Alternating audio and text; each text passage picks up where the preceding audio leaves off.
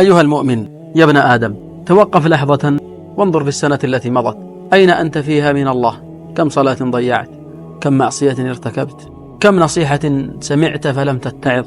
هل تقربت إلى الله تبارك وتعالى أم ازددت بعدا؟ يا من أصبحت وأمسيت وأنت في غفلة، ألا تعلم أن السنة التي مضت قد ذهبت معها أيام من أجلك؟ قد ذهبت معها أيام من أجلك، قد نقصت أعمارنا وتقارب أجلنا ونحن لا نزال نلهو ونلعب. تأمل، أين الذين بدأوا معنا العام الماضي؟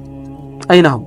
كم صاحب دفنا وكم قريب غاب عنا، ونحن لا نزال نؤجل التوبة والرجوع إلى الله تبارك وتعالى ونؤخر الإنابة ونسير نحو القبور، يعني بخطى واثقة ولكن بقلوب لاهية، متيقنين على الفراق، متيقنين بالموت، ولكن بقلوب لاهية. إنه الزمان أخي الفاضل ويمضي ونحن ننسى والله لا ينسى، يسجل الملك كل أعمالنا.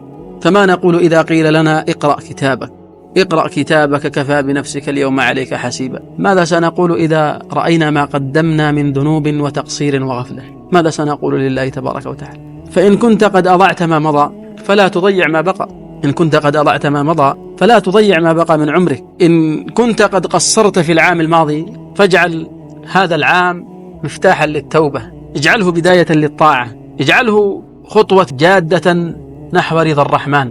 اسأل نفسك ماذا قدمت وماذا ستقدم؟ هل تستعد للقاء الله؟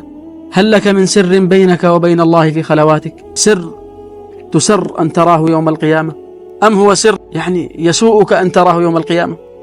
هل أصلحت قلبك؟ هل طهرت نفسك؟